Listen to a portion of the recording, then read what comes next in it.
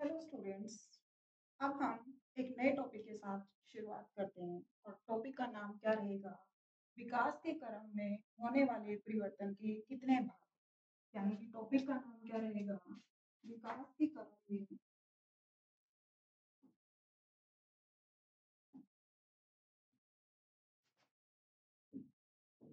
विकास के क्रम में होने वाले परिवर्तन।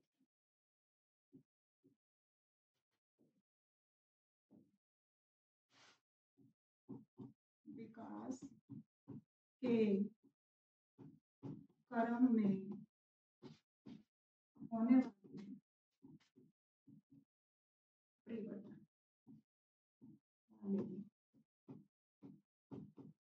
परिवर्तन यानी कि जब एक बच्चे को जन्म होता है, जन्म क्या, इवन हम गर्भावस्था से ही बोलना स्टार्ट कर देते हैं कि बच्चे के अंदर काफी सारे चेंजेस आते हैं, काफी सारे परिवर्तन आते हैं। यानी कि उसकी साइज का बढ़ना, उसके आकार का बढ़ना, ये सारे क्या है उसके अंदर परिवर्तन। इसके साथ साथ ये तो शारीरिक परिवर्तन बोले, यानी कि ये टॉपिक हमने किसमें पढ़ा था? विधि के अंदर पढ़ा। पर जब विकास की बात करेंगे तो उसके अंदर शारीरिक के साथ साथ मानसिक परिवर्तन भी आते हैं। यानी कि अभिवृद्धि और वृद्धि, ये दोनों तो बातें एक है और ये विकास का एक पार्ट, यानी कि डेवलपमेंट का पार्ट है अभिवृद्धि और वृद्धि। ग्रोथ होना एक डेवलपमेंट का पार्ट, लेकिन ग्रोथ ग्रोथ में क्या देखते हैं?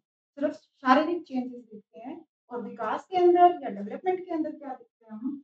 शारीरिक, मानसिक, सामाजिक और संज्ञानात्मक विकास देखते हैं या चेंजेस देखते हैं।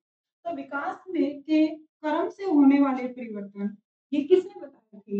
ये किसके हिसाब से पढ़ेंगे हम? हरलोक मैडम के हिसाब से पढ़ेंगे। यानी कि ये किसने दिए थे?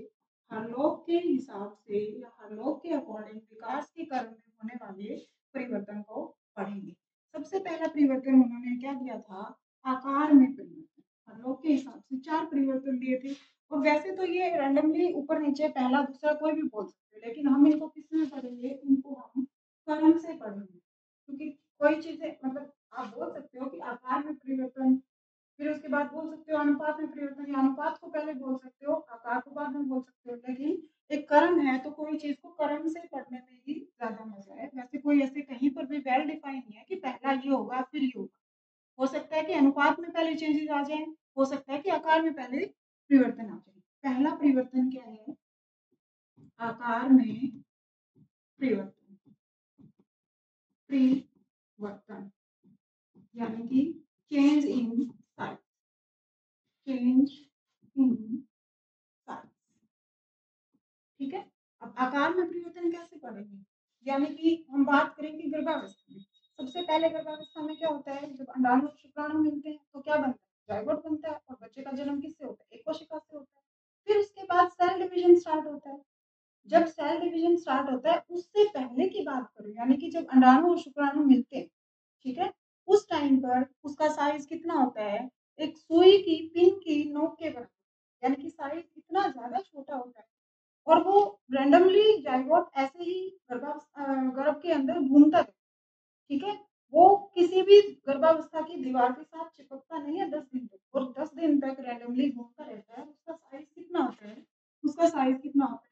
एक पिन की सुई सुई की पिन के बराबर। धीरे धीरे वो साइज बढ़ने लगता है, लेकिन वो 10 दिन तक, पहले 10 दिन तक उसको क्या बोला जाता है? डिंबावस्था बोला जाता है। यानी कि पहले 10 दिन तक उसका साइज क्या होता है? सुई की नोक के बराबर। सुई की नोक नोक के बराबर। धीरे धीरे क्या करता है वो? पहले 10 दिन उसको माँ से कोई भोजन भी नहीं मिलता, यानी कि उसको कोई फूड की सप्लाई नहीं। फिर वो 10 दिन के बाद क्या करता है? गर्भ की दीवार के साथ चिपक जाता है। और उस अवस्था को क्या बोलते हैं? उस अवस्था को क्या बोलते हैं? रोपण बोलते हैं। उसको क्या बोलते हैं? रोपण। लेकिन वो पहले 10 दिन जो घूमता रहता है उसको क्या बोलते हैं? डिंबावस्था।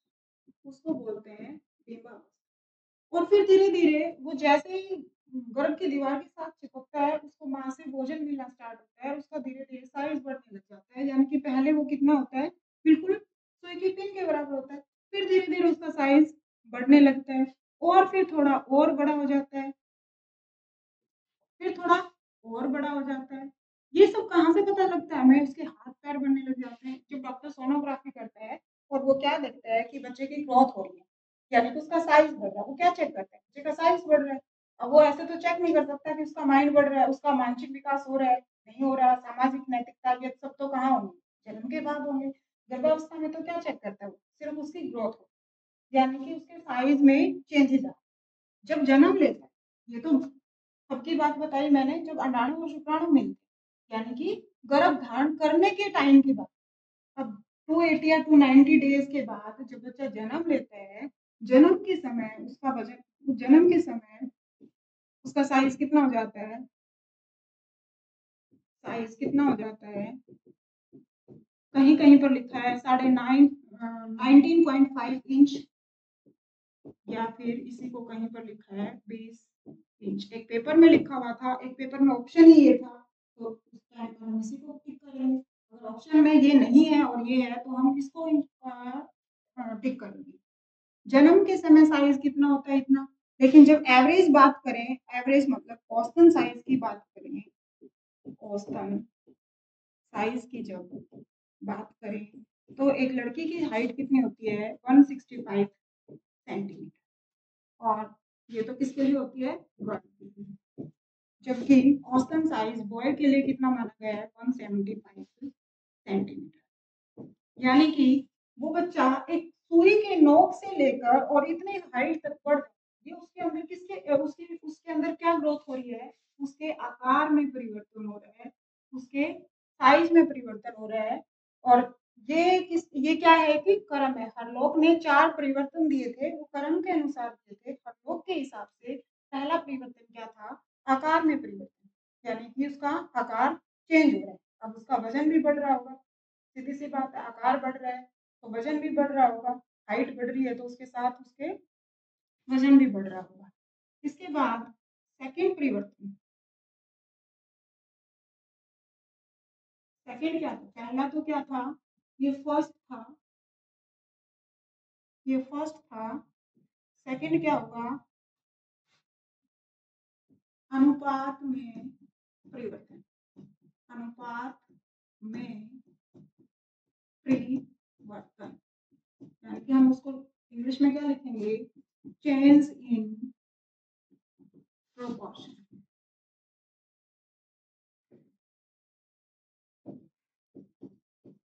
प्रोपोर्शन। चेंज इन प्रोपोर्शन का मीनिंग क्या होता है? कि किसी का अनुपात में बढ़ना। अब बात करें जब बच्चे का जन्म होता है, बच्चे का जन्म के टाइम उसका सिर है, वो कितना होता है? उसकी पूरी बॉडी के हिसाब से 1/4 पार्ट।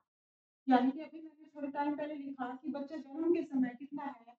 जन्म के समय कितना है? 20 इंच का। जन्म के समय अगर वो 20 इंच का है, तो इसका 1/4 पार्ट कितना होगा? 1/4 पार्ट कितना होगा? 20 का 1/4 निकालेंगे, तो कितना होगा? 5 इंच। और वैसे भी तुमने न्यूली बॉर्न बेबी को देखा होगा कि उसका बाकी बॉडी के हिसाब से उसका सिर बढ़ता है। लेकिन धीरे-धीरे क्या होता है, सिर का साइज़ नॉर्मल हो जाता है और एक पॉइंट पर आकर वो रुक जाता है। बट बॉडी के बाकी सारे पार्ट्स हैं, वो बढ़ते रहते हैं। यानी कि बात करें कि 18 साल के बाद हाइट रुक जाती है, नॉर्मली हम ये मानते हैं। उस टाइम अगर हाइट 6 फीट है, 6 फीट है, तो उस टाइम पर इसका कितना हिस्सा होता है? जन्म के समय 20 इंच था, तो उसका 1/4 पार्ट है। जब बच्चा बढ़ गया, फाइनली ग्रोथ हो गई उसकी हाइट 6 फीट बन गई, उस टाइम पर ये क्या कितना होता है? 1/10, 1/10। अब ये 1/10 का मतलब कितना होता है? इसका 0.6 फीट। अगर उसी टाइम पर भी ये 1/4 हो, इस टाइम पर भी 1/4 हो, तो यानी कि 6 फीट का क्या होगा? 1/4। और इसको जब सॉल्व करेंगे तो कितना होगा? 1.5 फीट का। क्या तुमने कभी किसी का सिर 1.5 फीट का देखा? जब बच्चे की फाइनल ग्रोथ हो गई, उस टाइम पर मान लो कि उसकी हाइट 6 फीट। अब 6 फीट का मतलब उस टाइम पर अनुपात के हिसाब से देखें, तो उसका अगर जन्म वाला अनुपात मानेंगे तो 1/4 और 1/4 होगा, इसका मतलब उसका 1.5 फीट का होगा। क्या हमने कभी देखा है? ऐसा हमने कहीं पर भी नहीं देखा कि 1.5 फीट का किसी का सिर। यानी कि उस टाइम पर कितना होता है? टोटल हाइट का 1/10। हाँ, टोटल हाइट अगर उसकी 6 फीट है, तो उसका 1/10 निकालेंगे तो कितना होगा? 0.6। लेकिन जन्म के टाइम पर कितना होता है उसका? 1। मैं इसको लिख देती हूँ।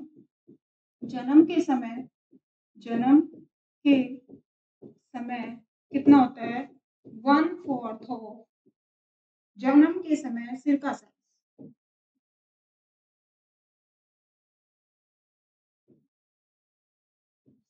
सिर का अनुपात, साइज नहीं बोलेंगे इसको, क्या बोलेंगे? अनुपात। कितना होता है? 1/4 of total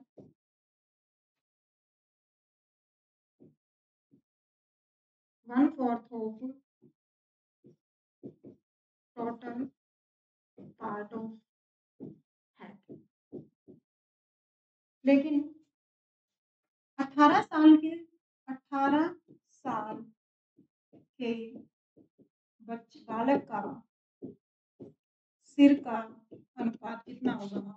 1/10 of total height of child.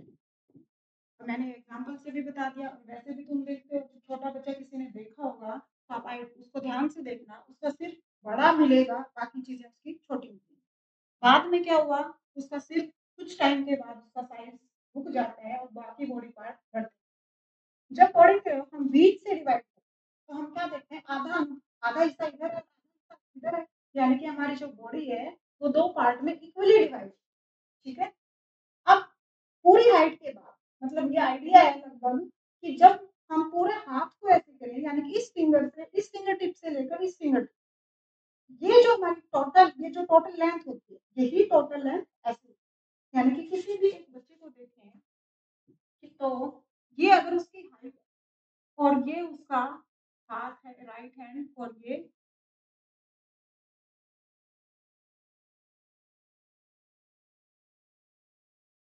उसका लेफ्ट हैंड है, तो क्या देखेंगे,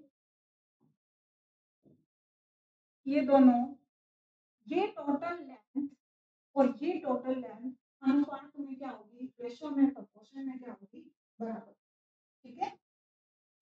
कि ये इससे हमने क्या देखा कि अनुपात में परिवर्तन।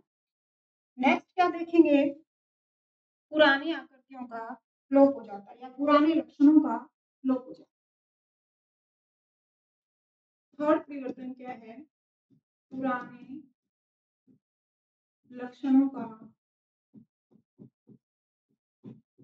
लोप हो जाना, लोप हो जाना।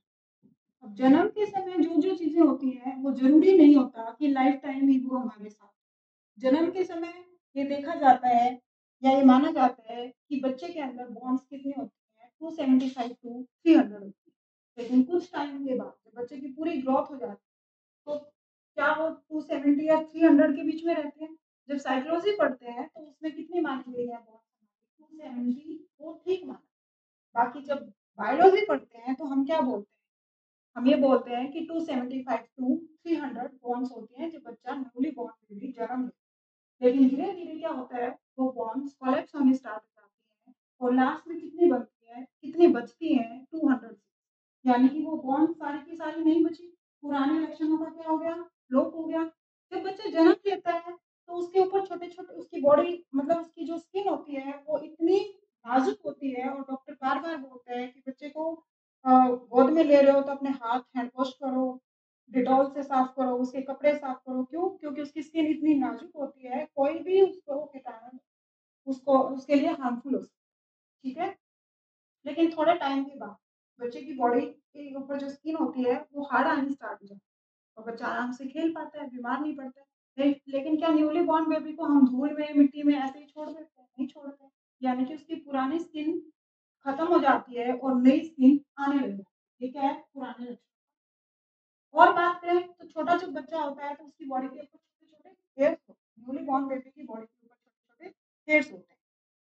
अब कुछ कुछ लोग तो ऐसे भी बोलते हैं कि उनको आटे से उसको साफ कर दो, ताकि बड़ा होगा लड़का-लड़की तो उसके बाल इतने, उसकी बॉडी पर इतने बाल नहीं होंगे।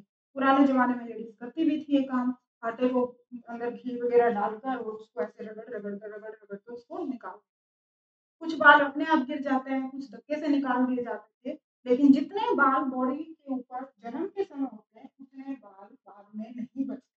यानी कि पुराने लक्षणों का क्या हुआ है, वहाँ पर लोप हो गया है। और बात करूँ, और कोई एग्ज़ाम्पल देखते हैं कौन-सा हो गया? Milk teeth.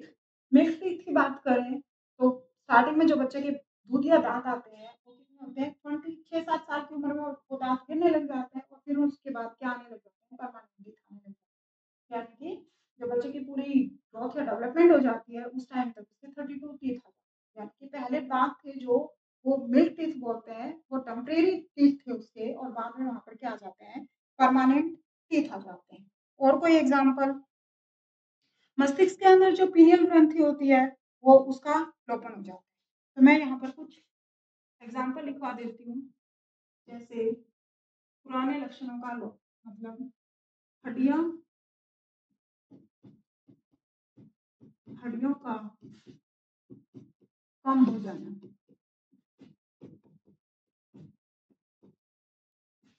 दूध वाले दाँत दूध वाले दाँत गिर जाना,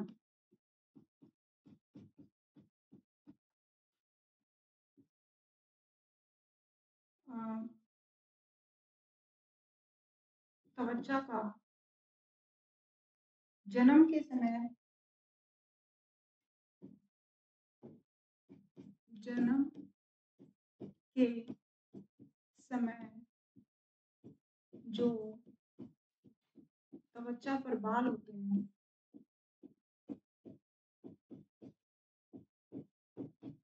होते हैं, उनका गिर जाना, उनका गिर जाना।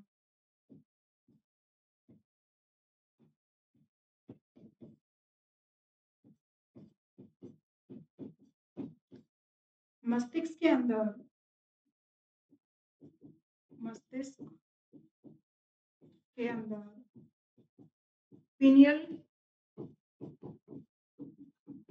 पीनियल ग्रंथि का लोप हो जाना,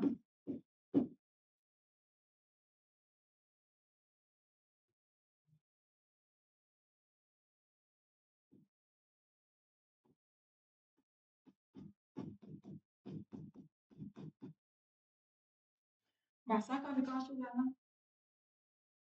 भाषा का विकास हो जाना यानी कि जो उसका तुतलाना था, बच्चा छोटा बच्चा क्या करता है? जाकर बोलता है, तो तुतलाने का लोप हो जाएगा। अगले टॉपिक में क्या पढ़ेंगे? नए-नए भाषा का विकास हो जाएगा। यहाँ पे क्या बोलेंगे? तुतलाने का तुतलाना छोड़ देता है, तुतलाने का लोप हो जाना, तुतलाने का लोप हो जाना। फिर क्या करता है छोटा बच्चा होता है, संकेतों के द्वारा समझाता है, रोकर समझाता है। अब छोटे बच्चे को भूख लगती है। छोटे बच्चे को जब भूख लगती है तो वो बोलकर तो बता नहीं सकता। वो क्या करता है? रोकर बताता है, लेकिन थोड़े टाइम के बाद क्या होता है? वो इशारे से बताना स्टार्ट कर देता है, भूख लगी है। फिर उसके बाद वो क्या करता है? बोलकर बताना स्टार्ट कर देता है। थोड़ा और बड़ा होने के बाद वो खुद ही ढूँढ कर खा लेता है। यानी कि संकेतों का क्या हो जाता है यहाँ पर लोप हो जाता है। संकेत संकेत का मतलब ये नहीं है कि बच्चा जन्म लेते ही हाथ से इशारे करने स्टार्ट कर देता है। जब बच्चा जन्म लेता है तो वो क्या करता है? उसको भूख लगती है तो वो रोता है। और रात को 2, 3, 4, 5 बार रोता है। वो क्यों रोता है? वो रोना उसको कोई दिक्कत नहीं है। रोकर वो ये बताता है या तो उसको भूख लगी है या फिर उसको कोई ना कोई और फिज़िकल प्रॉब्लम है। उसका पेट दुख रहा है या कोई भी रीज़न हो सकता है। बच्चा जब टॉयलेट कर देता है, गीला हो जाता है तो उसको अच्छा नहीं लगता तो वो ऐसे थोड़ी बताएगा कि मेरा डायपर चेंज कर दो। वो क्या बताएगा? वो रोकर बताएगा। हम ध्यान नहीं देते हैं उसकी तरफ, वो अलग बात है, लेकिन वो क्या करता है, वो रोता ज़रूर है। उसकी फेस एक्सप्रेशन को देखना ध्यान से, वो हमेशा उसकी चेंज होगी। यानी कि संकेतों का लोप हो जाना, संकेतों का लोप हो जाना। ये क्या है? ये क्या पढ़ रहे हैं हम? पुराने लक्षणों का लोप हो जाना। तो क्या लिखा था? पुराने लक्षणों का लोप हो जाना, ठीक है? और 4th पॉइंट क्या रहेगा हमारा? 4th पॉइंट में क्या लिखेंगे हम? नवीन लक्षणों का नवीन लक्षणों का फायदा। हाँ, हाँ, पुराने लक्षण लोप हो गए, चेंज होकर कुछ ना कुछ तो नया आएगा। कुछ तो नया आएगा। वही बात है, जब यहाँ तुतलाना बंद कर दिया तो उसके अंदर क्या होगा? शब्दों का भंडार हो गया, शब्दों का भंडार हो गया, ठीक है। अब जब बच्चा जन्म लेता है तो उसके मस्तिष्क का वेट क्या होता है? 350 ग्राम होता है। ये किसमें पढ़ेंगे हम? साइंस में पढ़ेंगे। 350 ग्राम वाला एग्जाम में किसमें पढ़ेंगे? साइंस में पढ़ेंगे। 350 के बाद जब बच्चा बड़ा हो जाता है, प्रौढ़ हो जाता है, तो उसका उसका वजन कितना हो जाता है? मस्तिष्क का 1250 ग्राम, ठीक है। ऐसे ही जब उसकी हार्ट बीट है, वो जो बच्चा जन्म लेता है उस टाइम उसकी ज्यादा होती है। लास्ट में जब प्रौढ़ावस्था आ जाती है या वृद्धावस्था आ जाती है तो कितना होता है? 72 टाइम होता है। ये हम साइंस में पढ़ते हैं। साइंस वाली बात तो तुम्हें याद नहीं होगी क्योंकि सारे बच्चे यहाँ पर साइंस वाले नहीं होते हैं। तो नवीन लक्षणों का आ जाना यानी कि इसी पॉइंट को हम चेंज कर देंगे, तो तुतलाने की जगह पर अब क्या आ जाएगा? भाषा विकास हो जाएगा।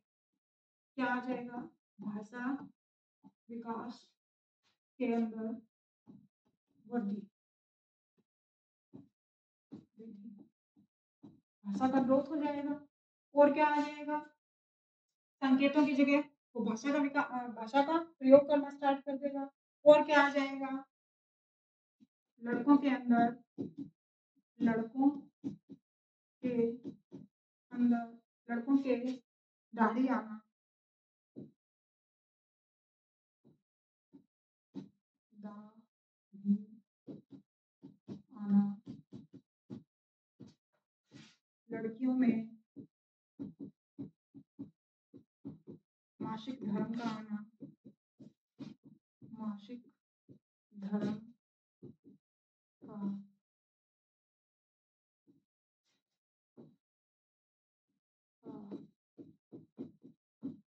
आना, लड़कों की आवाज का भारी होना, यानी कि ये परिवर्तन आते हैं, नए नए लक्षण आते हैं। और क्या हो सकता है? नैतिकता का विकास हो जाता है, नैतिकता आ जाती है। कोलबर्ग के हिसाब से नैतिकता का आ जाना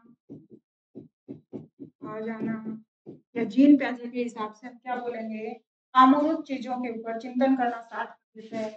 अमूर्त के ऊपर, अमूर्त का मतलब बिना देखे बिना देखे सोचना स्टार्ट कर देता है। अमूर्त चिंतन स्टार्ट हो जाता है, अमूर्त चिंतन शुरू हो जाता है,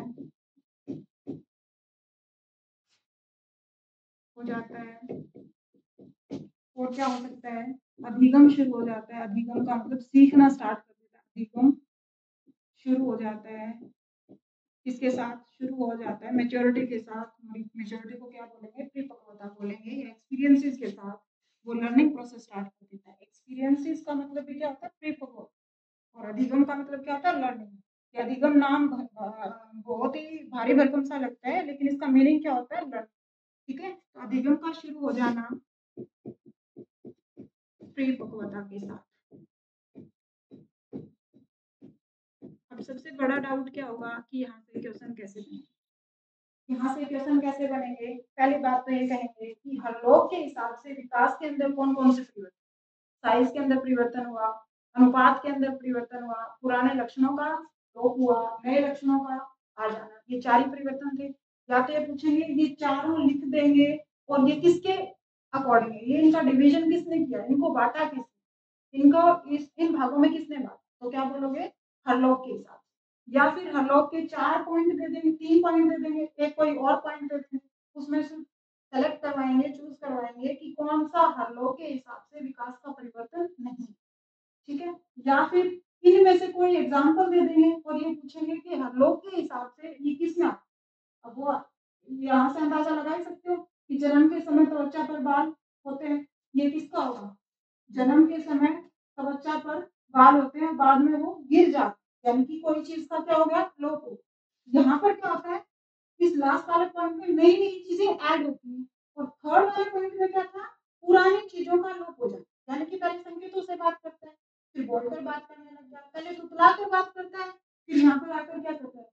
साफ बोलने लग जाता है, स्पष्ट बोलने लग जाता है। यानी कि यहाँ पर आकर उसका अच्छा मानसिक विकास हो जाता है। शारीरिक विकास तो उसमें गर्भावस्था से स्टार्ट हो गया था, शारीरिक विकास तो। लेकिन मानसिक विकास कब स्टार्ट होता है? मानसिक विकास जन्म के बाद स्टार्ट होता है, नॉर्मली। मतलब हो तो जाता है लास्ट 3 मंथ यानी कि 6 मंथ टू 9th मंथ में भी हो जाता है। लेकिन जब हम अध्ययन करते हैं, तो अभी तक उसके ऊपर स्पष्ट मोहर नहीं लगाई गई है। अभी हम यही मानते हैं कि षष्ठावस्था के बाद ही मानसिक विकास चालू है। सामाजिकता आ जाती है, तो सामाजिकता यही आएगी, नई चीज़ें सीखेगा, नवीन लक्षणों का आ जाना, यानी कि उसके अंदर नैतिकता का गुण आ जाएगा, उसके अंदर सामाजिकता का गुण आ जाएगा। पुराने लक्षण क्या होंगे? पुराने लक्षणों का लोप यानी कि हड्डियों का कम हो जाना, दूध वाले दाँत गिर जाना, या इससे पहले वाली स्लाइड में देखें, तो यहाँ पर पहले में क्या था? आकार में परिवर्तन, यानी कि जब छोटा बच्चा गर्भावस्था में स्टार्टिंग में जब अंडाणु और शुक्राणु मिलते हैं, जाइगोट बनता है, यानी कि जन्म लेता है, जन्म जब उसका स्टार्ट होता है, तो उसका साइज़ कितना होता है? सुई की नोक के बराबर। लेकिन बाद में कितना हो जाता है? जब जन्म लेता है तो साढ़े 19 इंच या उसको 20 इंच भी बोल देते हैं। औसतन हाइट गर्ल्स में कितनी होती है? 165 सेंटीमीटर, बॉयज में थोड़ी ज़्यादा होती है, 175। ऐसे अनुपात में से कोई देगा कि सिर का चेंज हो जाना, सिर जब जन्म लेता है तो टोटल बॉडी के पार्ट के 1/4 होते हैं। लेकिन जब उसकी फाइनल ग्रोथ हो जाती है 18 साल में, जब उसकी फाइनली हाइट निकल कर आ जाती है, तब वो कितना बचता है? 1/10 का। ठीक है? वो मैंने एग्ज़ाम्पल से भी बता दिया। आज की क्लास में इतना ही रहेगा। ठीक है, बाकी नेक्स्ट क्लास में पढ़ेंगे।